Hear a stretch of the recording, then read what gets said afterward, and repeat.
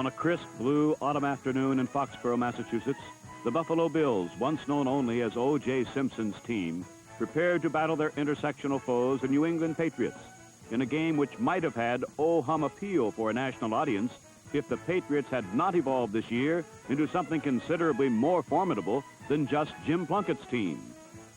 But Plunkett's team, like O.J.'s team, has suddenly ripened, and for this unexpected piece of autumnal splendor in New England, credit goes to Supercoach Charles L. Fairbanks. Nobody is quite sure how he has accomplished this, but many, many people are beginning to believe that he actually has. Meanwhile, Lou Saban's development of the Buffalo Bills has been observed more steadily. In his third year on the job, the Bills have grown from Billy Goats to a team whose partisans can brag out loud, "We're number one." And this achievement can be largely credited to Saban's patience in removing the wraps from his young quarterback, Joe Ferguson. Keeping the ball mostly on the ground during his rookie year, Saban kept the pressure off Ferguson. But now, as the AFC's leading passer, Ferguson appears to have arrived. And with a strong supporting cast gathered around O.J. Simpson, so have the Buffalo Bills.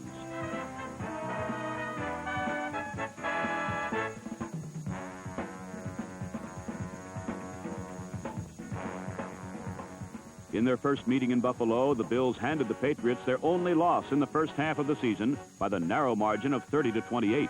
But now, on their own turf in Foxborough, the Patriots plan to even that score and, by defeating Buffalo, take over sole possession of first place in the AFC's Eastern Division, for both teams came into the game today with identical 6-1 records. But as Coach Fairbanks exhorted and encouraged his no-name players to once again exceed their reputations, this once and future coach of champions must have remembered in his gut the first stinging frost of defeat felt the last time he faced these Buffalo Bills. And he knew that this game was much more important than just a 7th win or a second loss, for this was rivalry. And so in the pressurized, electric atmosphere of Schaefer Stadium, this rematch between two emerging pro powerhouses is the NFL game of the week, the Buffalo Bills versus the New England Patriots.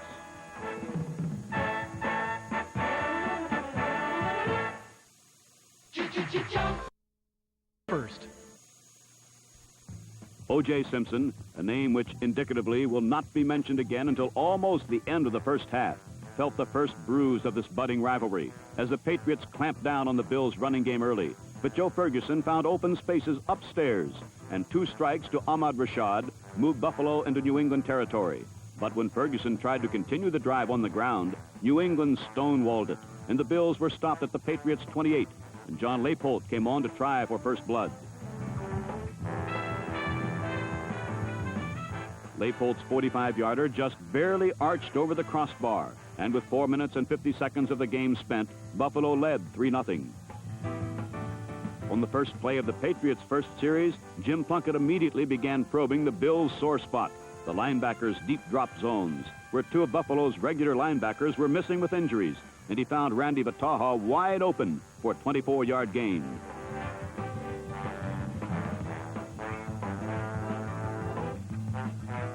Two gives to Mac Herron earned New England a first down on the ground. Then Plunkett returned to the sore spot, isolating Mini Mac on rookie linebacker Doug Allen. And the tiny truck took Plunkett's pass and sprinted the final 33 yards to Heron Heaven, giving New England a 7-3 advantage.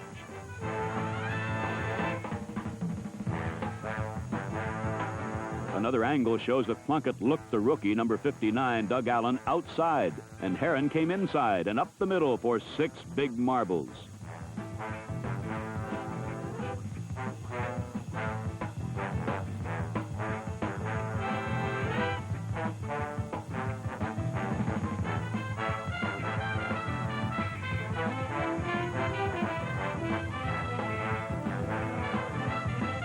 With lightning swiftness, the Patriots had struck with the game's first big play, but the Bills waited only until the following kickoff to reciprocate as Wallace Francis took the football from his own end zone 74 yards upfield to the Patriots' 24.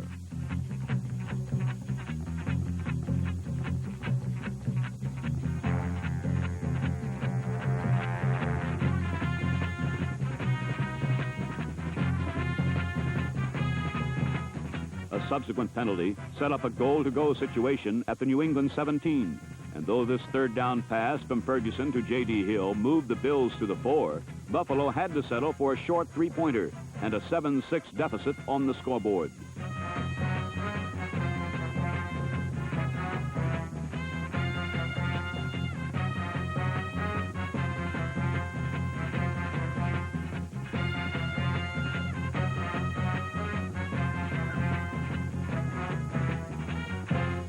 Jim Plunkett immediately came back to the same old sore spot, but this time Neil Craig was waiting, and a game-shaping interception dripped harmlessly off his fingers.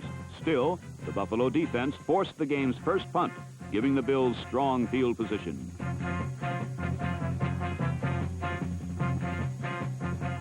Ferguson quickly returned to the road of least resistance, finding J.D. Hill flying high for a 9-yard gain.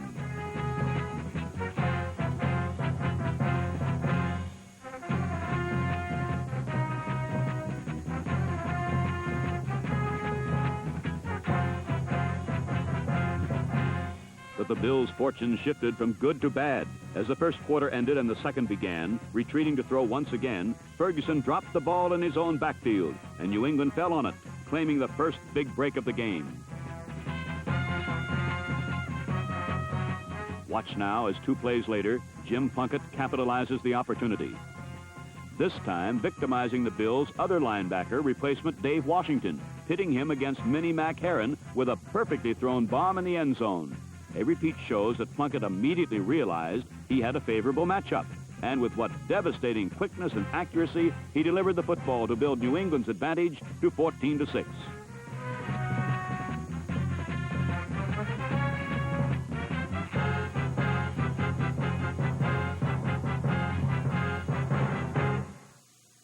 Coming to ESPN 46195.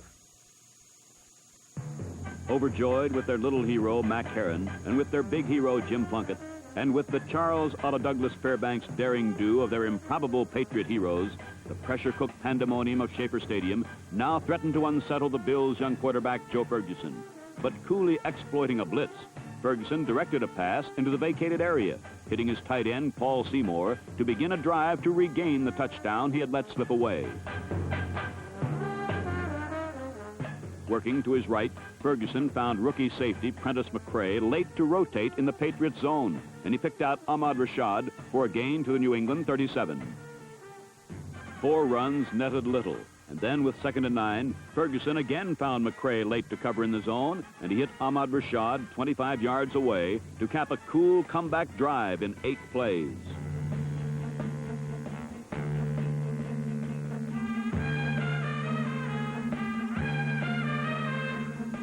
But John Leipold's point after was blocked, giving New England a 2-point advantage at 14-12.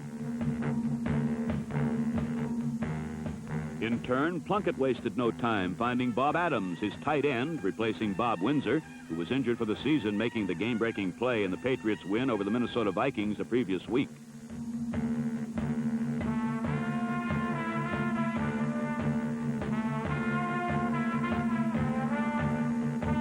But Adams' fine play led to nothing, as New England was forced to try a 47-yard field goal, which misfired.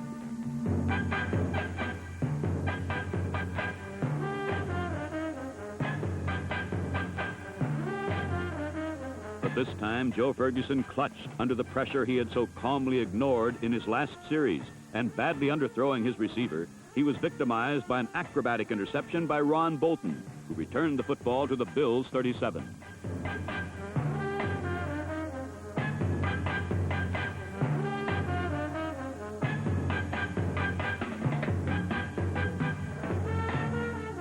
And 2 plays later, Sam Slam Bam Cunningham took a pitch out, and following aggressive blocks from half the Patriots' offensive unit, Big Sam wheeled 31 yards into the Bills' end zone. A ground-level view shows that any would-be tackler must be too slow to get out of the way or very highly paid enough to want to get in the way of the rambling, raw-boned Cunningham.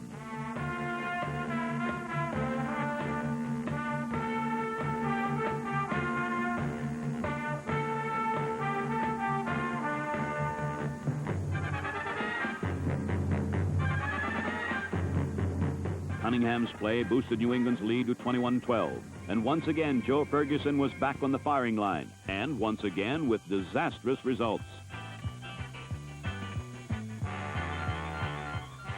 This time, Sam Hunt picked off the ill-advised aerial, and his run back left the ball at the 15-yard line as the Patriots now threatened to blow the Bills all the way back to Buffalo.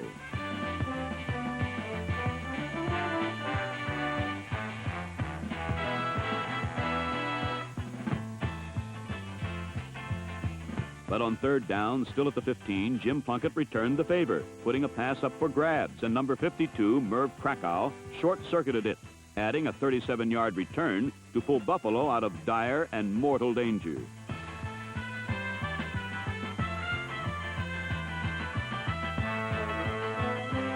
But the reversal, as often happens, accomplished more than just averting a Patriot score, for the whole New England team visibly sagged. And with hardly a minute left in the half, the Buffalo Bills sparked to the attack as Joe Ferguson, once again the cool engineer, began carving out another comeback drive.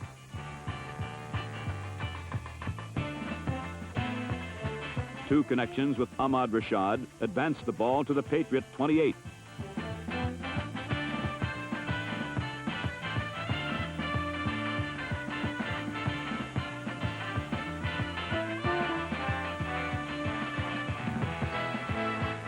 And then a super individual effort by J.D. Hill moved Buffalo inside the 1.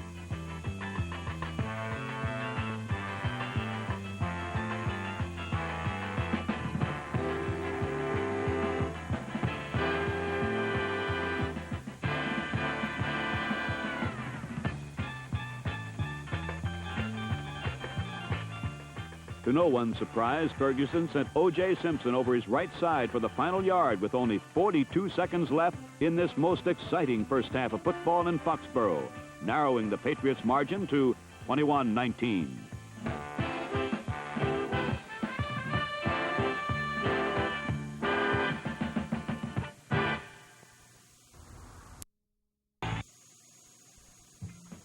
With the score 21-19 as the second half began, it was apparent that unlike the first game between the two teams, the passing game would dominate in this one.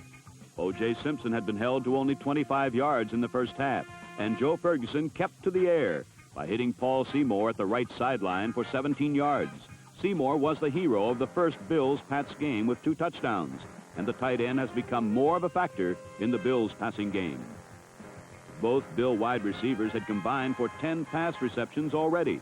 But here, with Buffalo driving, J.D. Hill muffed a pass right into his hands, so John Leipold was forced to try a field goal from 46 yards out. It was unsuccessful. New England came back right through the air also. Off a nice play fake to Heron, Jim Plunkett lofted the ball to a solitary figure, number 53, John Tanner, a linebacker, who had reported to the formation as a tight end and therefore was an eligible receiver on the play. The unguarded Tanner took the ball 21 yards before Buffalo covered him on the play.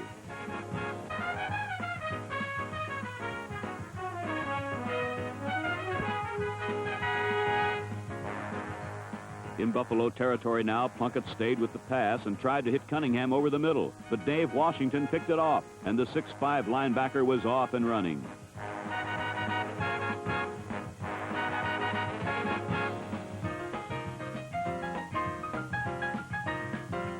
72 yards later, Washington had a touchdown, and the Buffalo Bills had the lead for the first time today.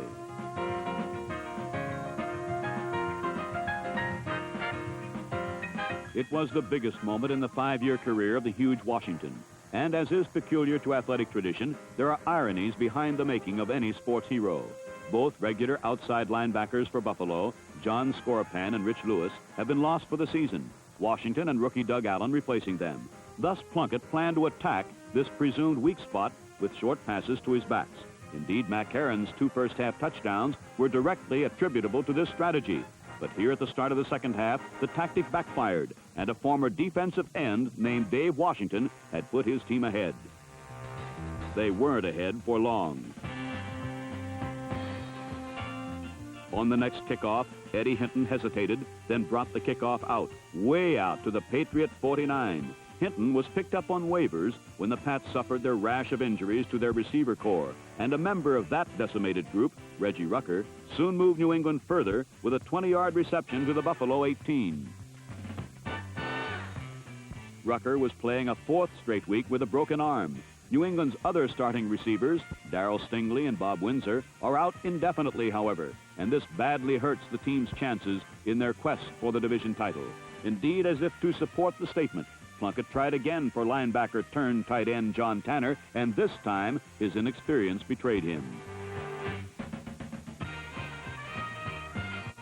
However, 2 plays later, Little Mac Herron swept to his right and into the end zone for his 3rd touchdown of the game.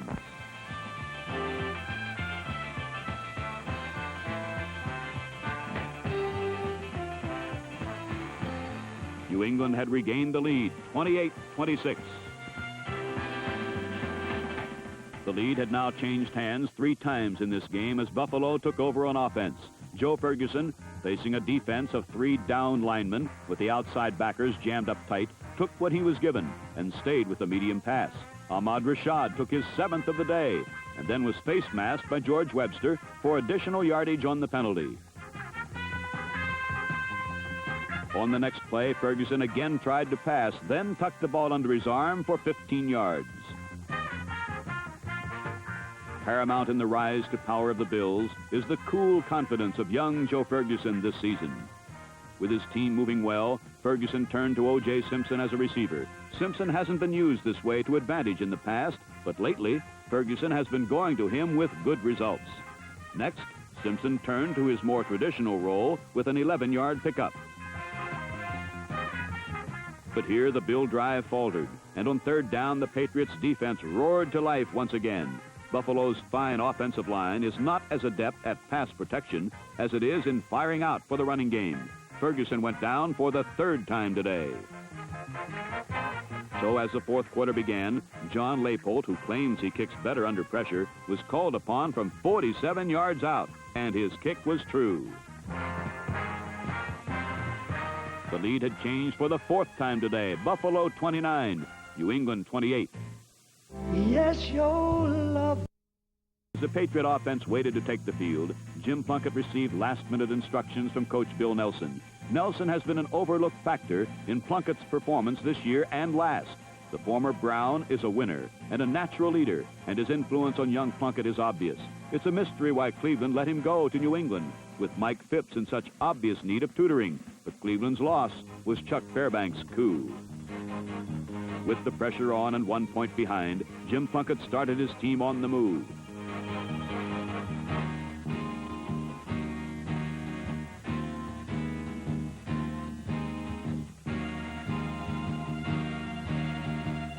But after Reggie Rucker's catch had brought them to near midfield, events went against the Patriots.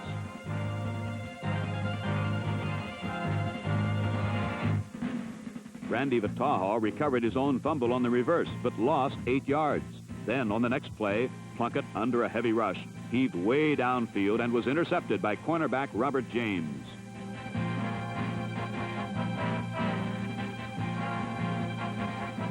With 9 minutes remaining, Buffalo began a drive of its own, which ate up valuable time. O.J. Simpson, who said later that he had his best blocking day ever, gained 10 yards over the right side.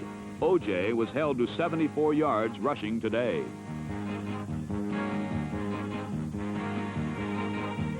Then Ferguson, passing beautifully, found J.D. Hill for 17 yards and a first down in Patriot territory. Now Ferguson found Simpson on a circle pattern, and O.J. shook off a tackle and went for 14 yards to the Patriot 19.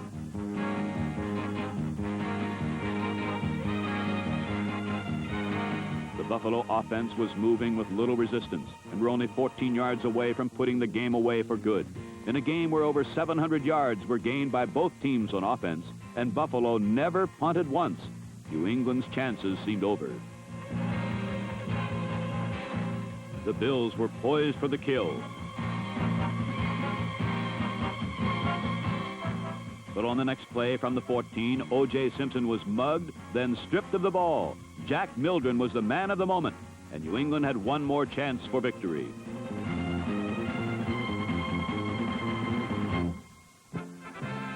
On the first play, Plunkett went to his clutch receiver, Bataha, who made the big play as he has so many times in his 4 years as a pro. The play went for 22 yards and put the Patriots near midfield.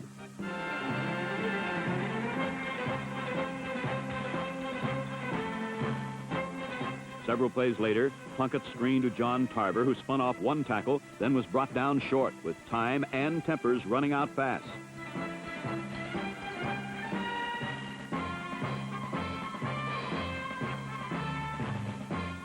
This set up a 46-yard field goal attempt. The outcome of this fiercely fought game rested on the foot of an Englishman named John Smith. An obscure rookie linebacker named Jeff Yates stuck up his hand, blocked the kick, and New England's chances ended. Yates said after the game, it was one of those things you practice 100 times, and it works once. Once was enough to give the Bills their second big win over the Patriots in 3 weeks. Both games were decided by a total of 3 points.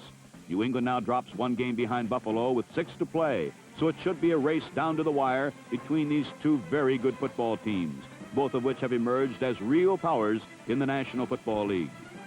The victory was the Bills' 11th in their last 12 games since last November. They're headed for their first playoff experience since 1966, but the Patriots are not far behind, and if they don't win the division, have at least a chance to capture the wild card spot in the American Conference. So a strong possibility remains that this new rivalry, which should be one of the NFL's strongest for years to come, may carry over into the postseason playoffs.